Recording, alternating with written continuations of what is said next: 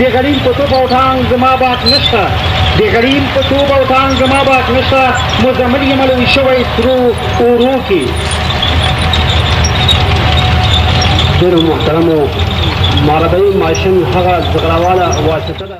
د ملا محمد عمر مجاهد رحمه الله تر مشرۍ لاندې د افغانستان اسلامي امارت چې د 1415 هجري قمري کال د محرم الحرام د میاشتې په 15 نیټې د یوه اسلامي خوځښت په حیث بنسټ ایښودل شوی او بیا یې ګڼ پرمختیایي پړاوونه وهلي د زرګونو علماء کرامو، مجاهدینو او عام مجاهد ولس ملاتړ او د هیواد په 95% خاوره د اسلامي حاکمیت د نفاذ ویاړ یې ترلاسه کړی. د یو سوچه اسلامي امارت په حیث لا هم د هیواد په زیاترو سیمو سلطه لري او د امریکا د یرغل په وړاندې اوس هم په مسلحه مبارزه بوخت دی. د افغانستان د اسلامي امارت د تشکیل په رأس کې امیر المؤمنین شیخ مولوي هیبت الله اخونزاده د زعیم او امیر په حیث قرار لري. د نوموړي تر مشرۍ لاندې د امارت د نیابت مقام، رهبرۍ شورا، قضایه قوه، ګڼ شمېر اجرایه کمیسیونونه او اداري جوړښتونه فعالیت لري چې همدا د اسلامي امارت اوسنی جوړښت یا تشکیل دی. د تحریک له اعلان څخه وروسته طالبان او علما په دې تحریک کې شاملېدل، ان تر دې چې د هیواد ټول پر دین مین علما،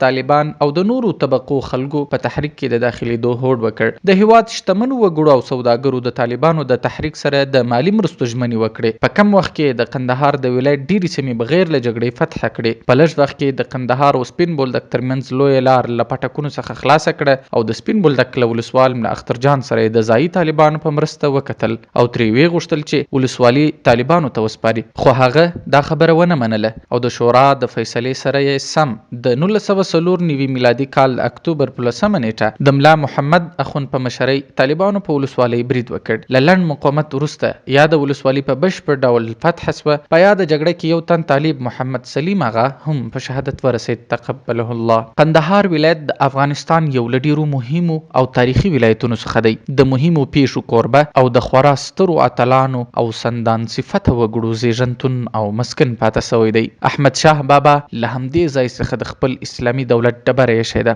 د روسانو په مقابل کې هم د لومړي ځل لپاره د همدې ولایت علماو پاڅون وکړ. لسګونه او سلونه شهیدان یې ورکړل. کله چې د روسانو له وتلو وروسته د KGB او نورو صلیبي جاسوسي ادارو په مشوره د مجددي او رباني په لاسونو په هیواد کې د فساد اور بل سو، د قندهار ولایت هم د همدې اور په تل کې سوځېدی. د ګل اغا شیرزوی، سرکاتب عصمت مسلم خان محمد او داسې نورو داړه مارانو ترمنځ د فساد سیالۍ روانې وې. سرونه، مالونه، عزتونه او نواميس ګواښېدل او د کندهار د متدین ولس غیرت یې ننګاوه چې بالاخره د هغوی د ظلم او جبر پر وړاندې د دې باتور ولس صبر تمام سو. د فساد پر ضد د ملا محمد عمر مجاهد رحمه الله په مشرۍ د طالبانو د تحریک په نوم پاڅون وکړ. طالبانو په کال 1473 هجري شمسي د عقرب په 12 نیټه د سپین بولدک څخه مخ په قندهار ښار روان سول. د دې سرشار لشکر مقاومت ته ستر ظالم او جنگ سالار یو قومندان منصور راوړاندې سو، خو د الله په ځانګړي نصرت یې سمدستي له مقاومت وغورځاوه، اسیر یې کړ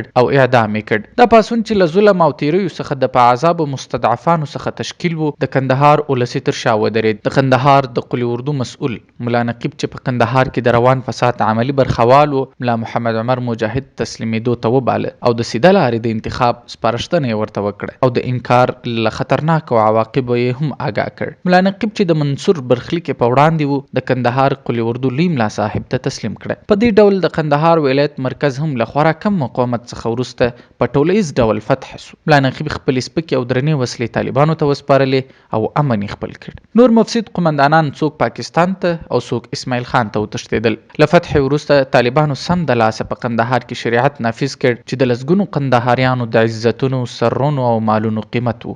شاریانو د طالبانو د راتګ خوشي ولمنځلې او د ملا محمد عمر مجاهد په مشرۍ 8 کسیزه شورا وټاکل سوه ترڅو اداري او نظامی چارې پر مخ بوزي.